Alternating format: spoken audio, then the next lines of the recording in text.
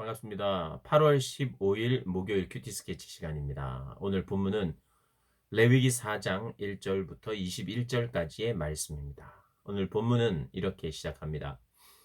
여호와께서 모세에게 말씀하여 이르시되 이스라엘 자손에게 말하여 이르라. 누구든지 여호와의 계명 중 하나라도 그릇 범하였으되 만일 기름 부음 받은 제사장이 범죄하여 백성의 허물이 되었으면 그가 범한 죄로 말미암아 흠없는 수송아지로 속죄 제물을 삼아 여호와께 드릴지니.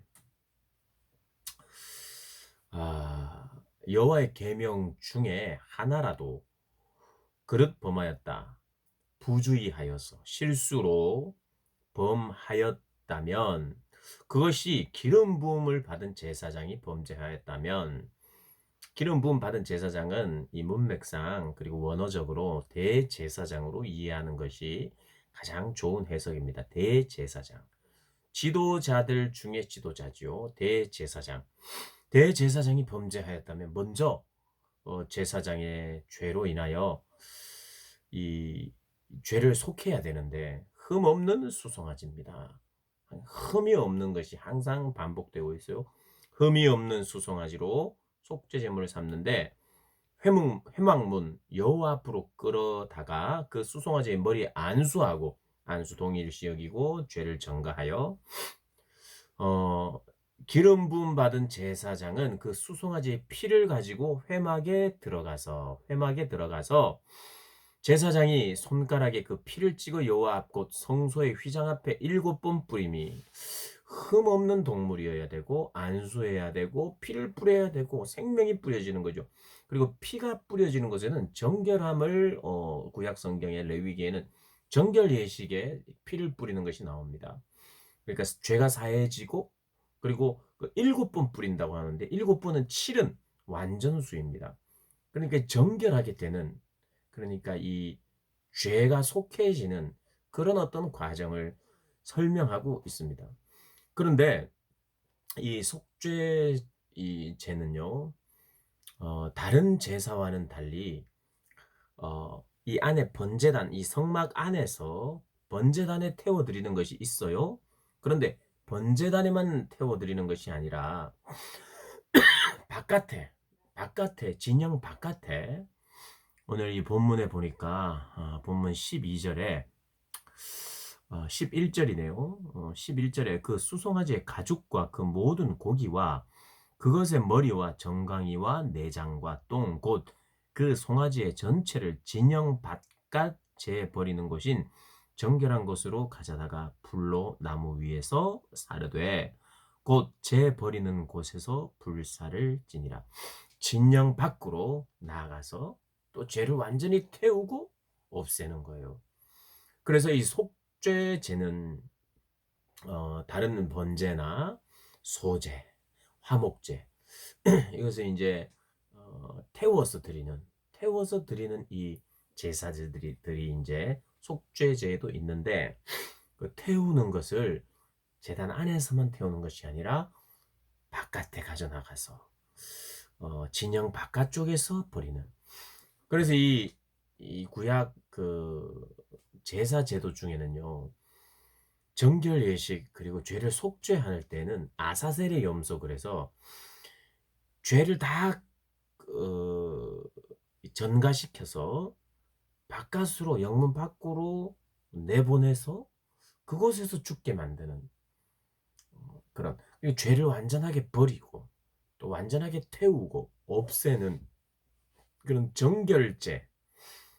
어떤 학자들이 속죄제라고 하지 않고 정결제사라고 이제 표현하기도 하는데, 물론 일리가 있습니다만은 이것을 통틀어서 속죄한다, 이렇게 우리가 보시면 될 것 같아요. 왜 이렇게 합니까? 죄가 하나님 앞에 우리를 못 나가도록 해요. 죄가 있으면 하나님 앞에 마음 놓고 나갈 수가 없습니다. 나가고 싶지도 않아요. 죄가 하나님과 우리의 관계를 막아요. 하나님도 우리를 받으실 수가 없어요. 우리도 나가고 싶은 마음이 안 생겨요. 그리고 우리는 죄책감이 생겨요. 나갈 수 없는 존재라고, 자격을 잃어버렸다고 생각하고 그게 느껴요. 맞지요? 그런데 중요한 것은 계속해서 하나님 앞에서 내가 나아가고자 하는 그런 열망이 생기는 것이 아니라 그것이 사그라들고 하나님을 더 떠나게 됩니다. 관계는 더 멀어져요. 그래서 하나님께서 할 수 있는 방법을 내시고 계시는 거예요. 무엇을 통해서? 정결한 이 속죄 제물을 통해서. 속죄 제물을 통해서 그것을 드림으로 말미암아 우리가 하나님 앞으로 나아오도록 하는 것입니다. 그래서 오늘 본문에는요. 먼저 제사장. 제사장이 제일 중요하잖아요. 제사장이 백성들의 죄를 가지고 하나님께 드리며 제사를 지내야 되는 중간 역할을 해야 되는데 이들에게 죄가 있으면 큰 문제잖아요. 그러니까 이것이 오히려 백성들에게도 그 죄가 더 죄를 범하도록 하는 그런 어떤 위치일 수 있어요. 그래서 제일 먼저 제사장의 죄를 다룹니다. 그리고 회중의 죄를 다뤄요. 그런데 이제 이 죄를 다루는 속죄 제사에는 이런 번제단 안에서 번제로 다 태워드리고 또 바깥에서도 다 태워드리는 거예요. 여기에는 남는 것이 없습니다. 이 모든 것들을 다 태웁니다. 안에서도 태우고 바깥에서도 태워요. 번제나 다른 것들은 우리가 가지는 것이 있어요. 제사장의 목도 있고 또 화목제 같은 경우는 서로 나누어 먹기도 하는데 여기에 속죄제는 나누어 먹거나 나누어 가지거나 그러지 않습니다. 가죽조차도 다 태워 없습니다. 왜요? 이것이 바로 속죄의 성격입니다. 온전히 죄를 사하기 위해서 드리는 제사.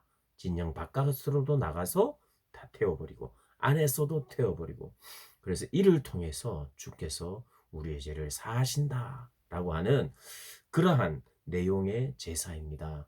오늘 속죄 제사를 한번 우리가 또 묵상하면서 나의 죄를 대신한 예수 그리스도를 생각하고 또 그분의 은혜와 공로를 의지하여서 하나님은 우리를 포기하지 않으세요.